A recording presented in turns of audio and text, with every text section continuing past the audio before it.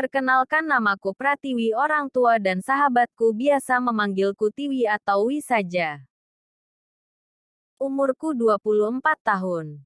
Aku mempunyai cita-cita menjadi seorang penulis muslimah terkenal dan alhamdulillah aku sudah lulus kuliah jurusan sastra Indonesia dengan nilai sangat memuaskan. Sekarang aku sudah bekerja di kantor redaksi penerbitan novel dan cerpen di Jakarta. Sebagai penulis dan penerbit. Alhamdulillah karya-karyaku sudah banyak diterbitkan dan banyak peminatnya. Bahkan sampai ada banyak yang memesan buku setiap harinya. Jarak rumah dan tempat kerjaku lumayan dekat, kurang lebih memerlukan waktu hanya 20 menit. Setiap pergi dan pulang bekerja, aku selalu membawa motor kesayanganku. Jadi tidak perlu bersusah payah berebut antrian angkutan umum pagi-pagi. Alhamdulillah Allah SWT telah mengabulkan doaku untuk mewujudkan satu persatu mimpi-mimpiku. Mulai dari kuliah di universitas favoritku, masuk jurusan yang aku sukai, lulus dengan nilai yang sangat memuaskan dan bekerja di tempat yang aku inginkan. Semenjak lulus kuliah, aku sering ditanya-tanya kapan nikahnya nih Wi. Oleh teman, tetangga, saudara, dan yang paling cerewet adalah kedua orang tuaku. Selalu saja membandingkan aku dengan kakakku. Namanya Winda yang menikah di usia 22 tahun. Sedangkan usiaku sekarang sudah berinjak 24 tahun belum saja menikah. Ketika sedang sarapan pun, keluargaku selalu menyindirku. Wi tahu tidak Ilham? Tanya ibuku. Ilham yang mana Bu? Tanyaku heran. Itu loh anaknya Pak Ahmad. Teman SD kamu dulu, jelasnya sambil menuangkan teh hangat di gelasnya Bapak. Oh Ilham yang itu. Iya Tiwi tahu, jawabku singkat. Ibu dengar katanya dia sudah lulus kuliah. Sudah kerja juga. Bahkan sekarang dia sedang mencari calon istri loh Wi, sindirnya. Alhamdulillah. Bagus kalau gitu, jawabku seakan tak ingin percakapan ini berlanjut. Pasti ujung-ujungnya nanya, aku menggerutu dalam hati. Tiwi kapan bawa calon ke rumah? Sambil menatapku dengan penuh harap. Tuh kan bener nanya itu, ucapku dalam hati. Dan aku bingung harus jawab apa Wi. Kok malah diam? Ibu dan bapak ingin sekali melihat kamu menikah. Semoga saja masih ada umur ya Pak. Melihat ke arah bapak dan bapak hanya tersenyum. Kok ibu ngomongnya gitu sih? Ibu dan bapak jangan samakan Tiwi dengan Kak Winda. Kak Winda memang nikahnya cepat. Mungkin Allah belum takdirkan Tiwi untuk bisa cepat menikah. Jelasku iya. Tapi kalau kamunya tidak ada usaha, ya sampai kapanpun tidak akan datang keluhnya. Tiwi kurang usaha apalagi Bu? Alhamdulillah Tiwi sudah hijrah penampilan. Berpakaian syari. Insya Allah sholat 5 waktu. Membaca Al-Quran. Supaya Imam Tiwi kelak bisa membaca Al-Quran juga. Bahkan Tiwi sudah mulai belajar memasak, mengerjakan pekerjaan rumah tangga, supaya Imam Tiwi kelak bisa mandiri. Karena jodoh itu cerminan kita. Tiwi juga selalu berdoa kepada Allah SWT, meminta agar Tiwi dan dia segera dipertemukan. Kalau jawaban Allah, kita masih harus menunggu. Ya kita juga harus sabar Bu. Mungkin dia masih Allah simpan agar kelak kita dipertemukan. Dia sudah siap menjadi imam yang mampu membimbing makmumnya ke jalan yang Allah ridhoi. Maafkan Tiwi Pak. Bu tidak ada maksud untuk menggurui. Tiwi hanya ingin mempersiapkan lahir dan batin Tiwi saja. Karena menikah itu tidak seperti cerita pendek, singkat. Menikah itu perlu perjuangan karena untuk selamanya. Jelasku pada kedua orang tuaku. Mereka hanya bisa terdiam mendengar penjelasanku. Setelah selesai sarapan, aku segera berpamitan kepada kedua orang tuaku untuk pergi bekerja. Tiwi pamit dulu ya Bu. Assalamualaikum sambil mencium tangan kedua orang tuaku. Karena aku sangat yakin di balik tangan kedua orang tuaku terdapat keberkahan dan ridho dari Allah SWT. Aku juga sangat yakin bahwa di setiap detik, menit, jam, Bahkan di setiap doanya mereka selalu membuka kedua tangannya untuk mendoakan anak-anaknya. Mendoakan yang terbaik untuk kehidupan dan masa depan anak-anaknya. Semoga apa yang kamu inginkan segera Allah SWT kabulkan ya nak. Maafkan ibu dan ayahmu. Selalu memaksakan semuanya ucap ibuku sambil mengelus kepalaku dengan penuh kasih sayang. Lalu, aku peluk erat kedua orang tuaku. Sambil kuciumi pipinya yang mulai basah dengan air mata. Maafkan Tiwi ya Pak. Bu Tiwi belum bisa membahagiakan kalian, isak tangisku semakin tak tertahankan. Sudah, yang penting sekarang kita harus sabar. Siapa tahu tidak disangka ada yang datang. Hibur ayahku untuk menguatkan aku.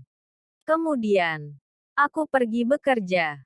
Tapi aku lupa berkaca. Sesampainya di tempat kerja, aku sangat malu karena semua rekan kerja melihatku keheranan.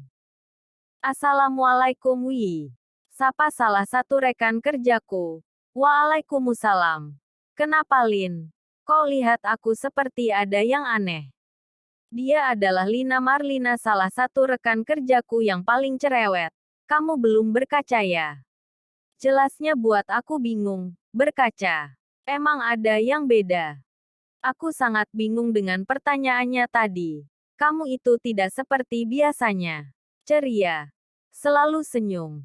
Terus menyapa kita semua dengan semangat.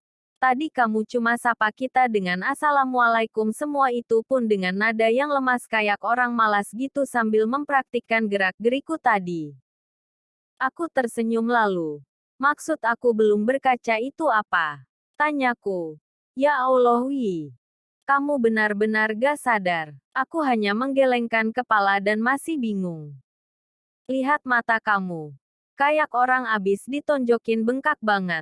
Nih lihat, sambil memegang kepalaku dan mengambilkanku kaca. Astagfirullah. Aku terkejut, ternyata ini yang membuat semua memperhatikanku. Aku menangis sampai sebengkak ini, ucapku dalam hati. Kamu kenapa Wi? Abis nangis ya? Atau ada masalah? Cerita ayo, insya Allah aku dengarkan curhatanmu, ucapnya. Tapi aku tidak akan menceritakan semuanya.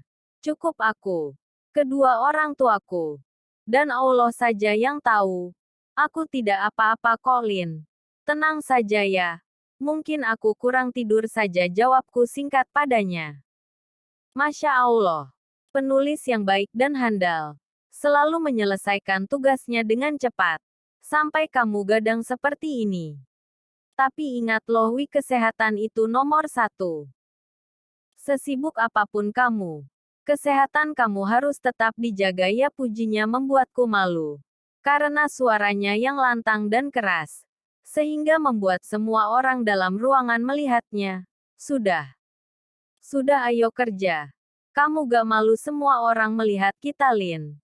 Kerja kita jadi gak produktif.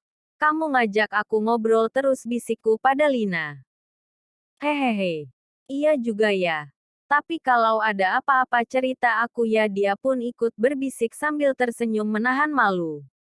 Insya Allah, jawabku singkat. Alhamdulillah akhirnya pekerjaan hari ini selesai dan waktunya pulang. Semua rekan kerjaku sudah pulang termasuk Lina. Tadi dia sangat buru-buru. Karena harus mengurus undangan pernikahannya. Saat aku teringat keadaan yang sedang menimpaku sekarang, aku merasa sedih. Air mataku tidak sengaja berjatuhan. Aku kapan ya? Sambil melamun. Astagfirullah Wi, istighfar. Aku sadar bahwa yang aku keluhkan tidak akan membuatku kuat menghadapi semuanya. Itu hanya akan membuatku menjadi lemah. Aku harus sabar dan kuat. Allah sangat sayang padaku. Aku menguatkan diriku dengan tidak mengingatnya lagi.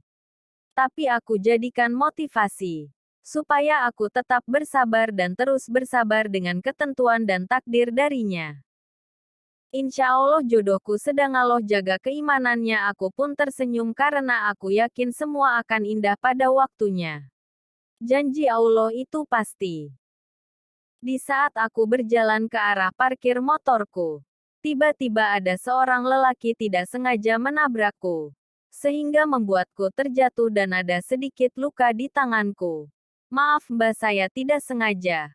Mbak tidak apa-apa kan? Ucapnya. Alhamdulillah saya tidak apa-apa, jelasku singkat. Aku pun terburu-buru bangun dan segera menghidupkan motorku karena hari sudah semakin gelap. Tunggu Mbak, bukunya jatuh sambil menyerahkan bukunya padaku. Terima kasih dan lupakan kejadian tadi, aku tidak sedikit pun melihat wajahnya. Dan aku pun segera pulang. Sesampainya di rumah, tidak lupa aku ucapkan salam kepada kedua orang tuaku. Lalu aku masuk ke kamar. Aku masih saja memikirkan kejadian tadi. Siapa dia? Aku berusaha mengingat wajahnya tapi aku tidak ingat. Karena tadi aku sama sekali tidak melihat wajahnya. Sudahlah, itu tidak penting. Siapapun dia, mudah-mudahan kita segera dipertemukan, ucapku sambil kuusap wajahku. Tiba-tiba hatiku berdebar dan aku merasa dialah jodohku. Meskipun aku tidak sempat melihatnya. Kok jadi gini sih? Aduh, bahaya. Aku harus lupakan semuanya. Aku tidak mau banyak berharap dari dia, aku hanya berharap pada dia yang memiliki hatinya, ucapku dalam hati. Aku segera beres-beres, sholat, mengaji, dan makan malam bersama kedua orang tuaku. Aku tidak menceritakan kejadian itu kepada mereka. Aku takut mereka terlalu berharap pada seseorang yang tidak aku kenal tadi. Seperti biasa, sebelum tidur aku selalu menyempatkan membaca buku dan novel karangan orang lain maupun karanganku sendiri supaya menambah wawasanku untuk tetap semangat berkarya. Sebelum aku bercita-cita menjadi seorang penulis, aku juga sempat bercita-cita menjadi seorang pendakwah. Tapi mungkin Allah SWT memberiku peluang menjadi seorang penulis, supaya aku tetap menjadi seorang pendakwah. Perbedaannya, pendakwah yang lain menyampaikan materinya lewat lisan. Tapi aku mendakwah lewat karangan yang aku tulis sehingga menjadi sebuah novel. Allah benar-benar sayang padaku, ucapku sambil kupejamkan mata dan berdoa. Lalu aku pun tertidur. Alhamdulillah aku masih bisa mempertahankan kebiasaanku, yaitu sholat tahajud. Sesibuk apapun dan semalam apapun aku tidur, aku selalu bangun malam untuk sholat tahajud. Setiap sholat aku selalu berdoa agar aku segera dipertemukan dengan jodohku. Ya Allah, siapapun dia, kalau memang dia baik untuk agamaku dan masa depanku nanti, aku ikhlas menerima semua ketentuanmu. Salah satu doa yang setiap hari aku panjatkan kepadanya. Dan aku pun kembali tidur. Suara azan yang merdu membangunkanku kembali dari lelapnya tidur. Aku segera mengambil wudhu dan sholat.